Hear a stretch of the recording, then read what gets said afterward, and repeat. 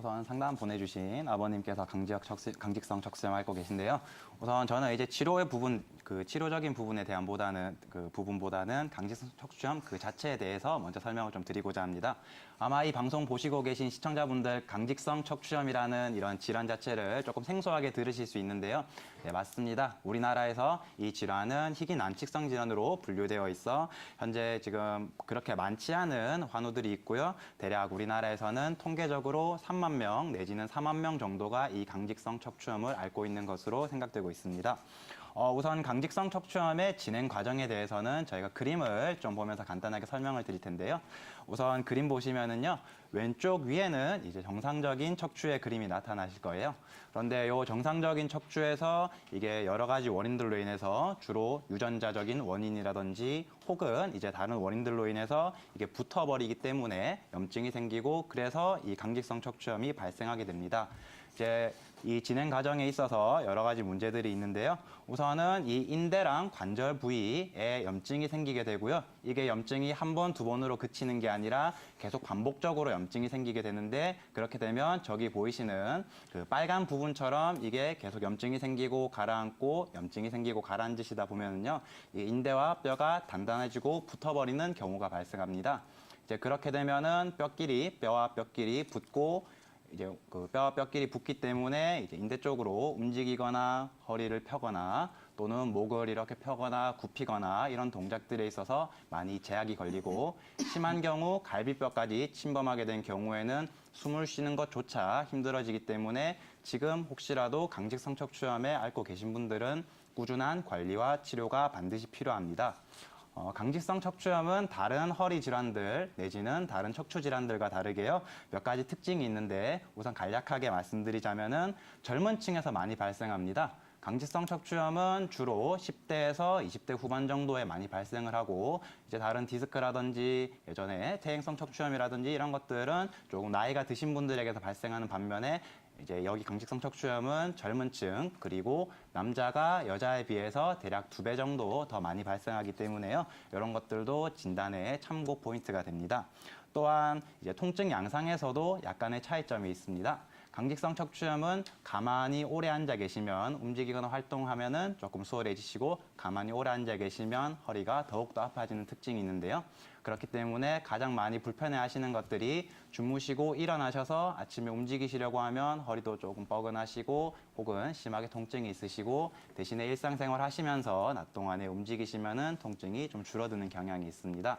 이게 병이 좀 많이 심해지시거나 혹은 이 경과 자체가 좀 안 좋으신 분들은 주무시다가도 새벽녘에 허리가 많이 불편하셔서 깨시고 또 그렇게 이제 뒤척뒤척 거리시다가 움직이시면 또 조금 수월해지시고 또 다시 누워서 쉬시면 또 통증이 오시는 그런 경과까지도 가게 됩니다.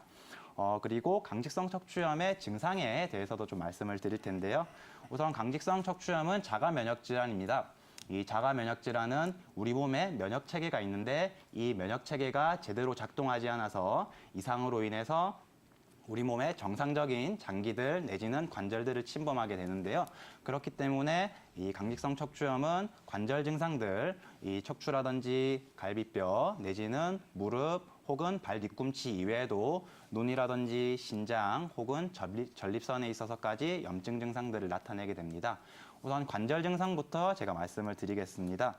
관절 증상은 강직성 척추염이라는 이름에서 볼 수 있듯 척추에 가장 많이 발생을 하게 되고 증상도 가장 많이 나타나게 됩니다. 그렇기 때문에 허리가 많이 아프시거나 혹은 처음에 시작하실 때 엉치 쪽 고관절 쪽이 많이 불편하다고 하시고 이게 점점 진행이 되시면서 움직이시기 불편하시거나 통증이 심해지시거나 하는 경과를 거치게 됩니다. 이외에도 우리 몸의 모든 관절에는 강직성 척추염이 올 수 있는데요. 무릎이라든지 혹은 발 뒤꿈치라든지 갈비뼈라든지 이런 쪽으로도 증상이 오실 수 있고요.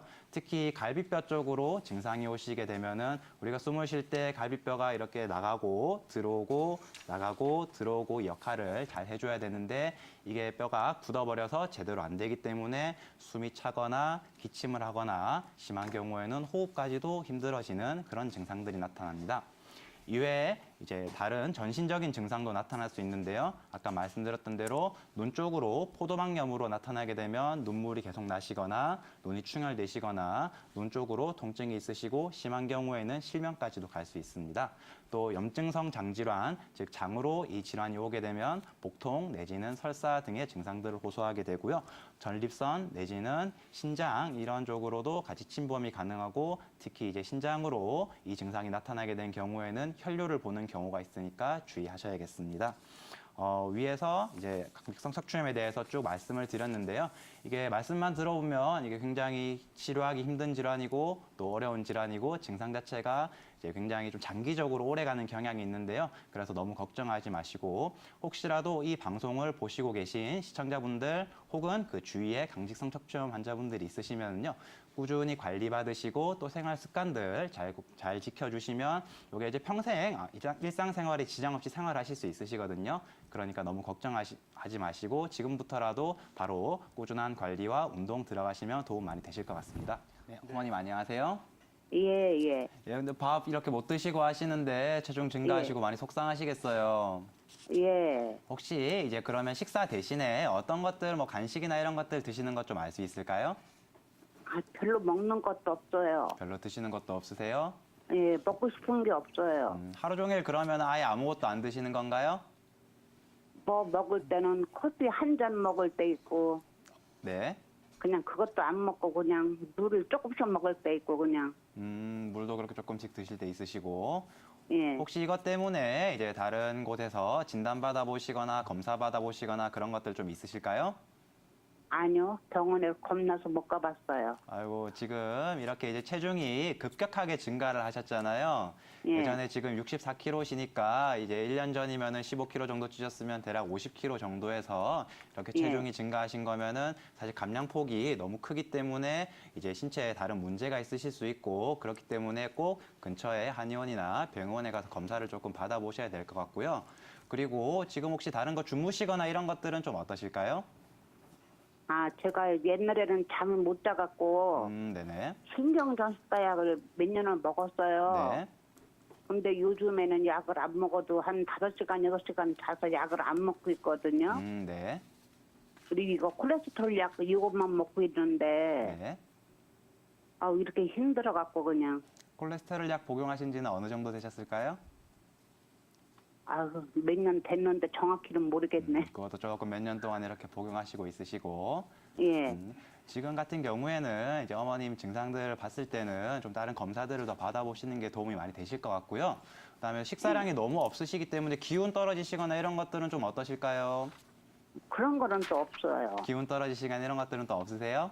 예, 다행이네요. 최근에 좀 신경 많이 쓰실 일이라든지 스트레스 아니요, 그런 받으시거나 것도 그런 것도 전혀 없어요. 없으시고 예. 지금 이제 다른 증상들은 또 없으시기 때문에 좀 다행이신 것 같은데 다만 이제 많이 걸리는 부분이 1년 동안에 이제 체중이 좀 너무 많이 증가하신 이 부분이기 때문에요. 요거는 저희가 사실 이렇게 말씀을 드리고 하면서 이런저런 건데 체크하기는 조금 힘들 것 같고요. 이제 대신에 이제 근처에 병원 내지는 한의원에서 조금 더 진단받으시고 또 특히 이런 경우에 소화 기능이 많이 떨어지신 분들 같은 경우에는요. 뭐 드시는 거 없이도 이렇게 살도 좀 찌기도 하고 또 입맛도 없으시거나 내지는 포만감도 이렇게 들지 않으셔서 뭐 드시는 둥, 마는 둥 이런 경우들이 많은데 또 대신에 이런 소화 기능들이 좋아지시면 그런 것들도 개선되시니까요.